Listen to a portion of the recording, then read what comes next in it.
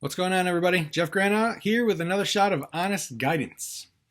It is Thursday, March 4th, 2021, and the question that I am seeing on almost everybody's minds is, are we in a housing bubble? Given that home prices are rising pretty quickly, a lot of people I'm talking to are really worried that there's going to be a giant price correction at some point, that home prices are becoming overinflated, and suddenly there will be a huge meltdown just like there was in 2008. Well, are they right? Let's talk about it. Now, the meltdown of 2008 was caused by several different factors in a lot of different sectors. You had real estate, you had Wall Street, you had jobs, you had the economy as a whole. For my purposes here, I'm going to just focus on real estate related issues. Now, if you've watched me for any length of time, you probably know by now that I like to be a data-driven guy.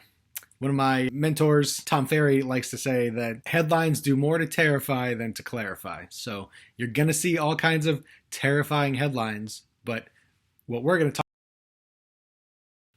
So there's three reasons why the best data I can find suggests that we are not in a housing bubble. Reason number one, we aren't seeing artificial demand. People who are getting loans are actually qualified to get them. Reason number two, people have tons of equity in their houses. We're going to talk more about that later. And reason number three, the DC area, at least in particular, has known about its housing shortage for the last 10 years or so. So, reason number one, lack of artificial demand. Back in the lead up to 2008, right around 2005, 2006, the fox got in the hen house and lenders started giving a mortgage to anybody with a cell phone and a pulse. So it was real demand at the time, but I call it artificial because a lot of those folks should not have had a loan to begin with. You probably have seen reference to adjustable rate mortgages and all sorts of other risky loan products. Now, for the most part, that's not happening now. There are pretty stringent real requirements for you to be able to qualify to get a loan. Reason number two, people have tons of equity in their houses. Now, first of all, let's clarify what the word equity means. If you bought a house for $100,000 and you put $10,000 down, you have $10,000 worth of equity, or 10%. If the house appreciates year over year to $110,000, you now have the $10,000 that you put in plus the $10,000 that the house appreciated. You have $20,000 in equity, or just over 18%, and you only put in $10,000. If you want to get a loan against your equity, this is how they calculate how much equity you have. Now, as a general rule of thumb, it costs roughly 10% of the value of your house to sell it. That's 6% for realtor fees, that's 2.5% for closing costs, and another 1.5% in recordation fees and other such fees like that. So what that means is roughly 10% to sell your house.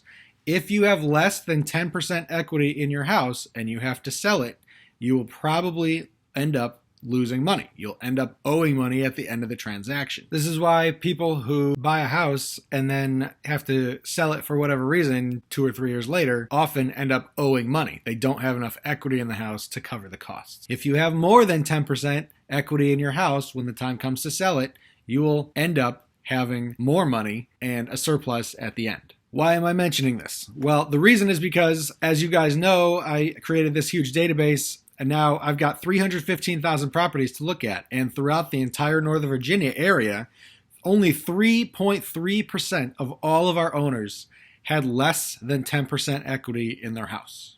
This means that if everything goes to hell and everybody had to sell their house, nearly 97% of the people in this area will make money on their house, or at minimum, break even. That was a hallmark of the 2008 crash. People were underwater on their homes and ended up owing tons of money after.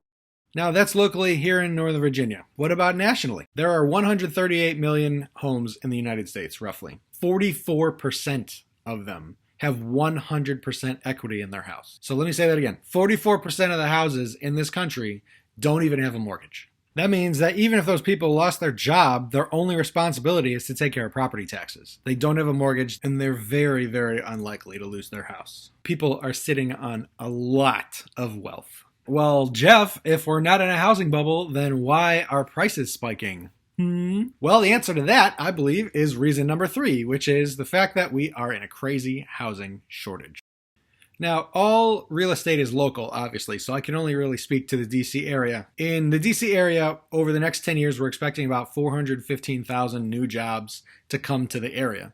The problem is that we're only expecting about 250,000 new homes to be built. We're talking about 170,000 people over the next 10 years who are going to come to this area and not have a place to be. Combine that with the fact that Fairfax County added over 14,000 people last year alone, and that 31.5% of the families in this county make $200,000 or more per year, and you've got all the ingredients for really fierce competition. Additionally, you've got interest rates at record lows right now, and so a lot of people who normally would have been renting are taking out a loan. I've had at least 10 of the 150-ish properties that I manage break their lease early, specifically so that they could buy a house. My realtor friends from other areas tell me that this is a common situation in other markets as well.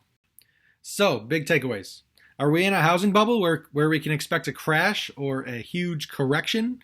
I really don't think so. All the data that I'm seeing points to a basic supply and demand situation.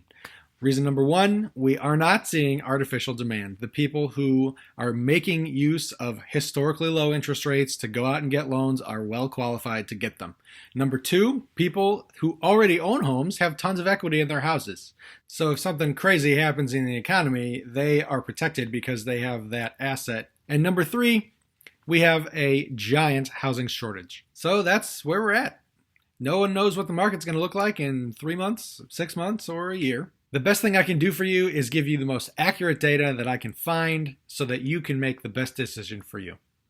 Once again, this is Jeff Grana with GPS Realty. If you have any questions at all, please feel free to reach out. Go to my website, gpsrealtydc.com. Reach out across any of my social media channels. My cell phone number is all over the internet. Take care and have a great day.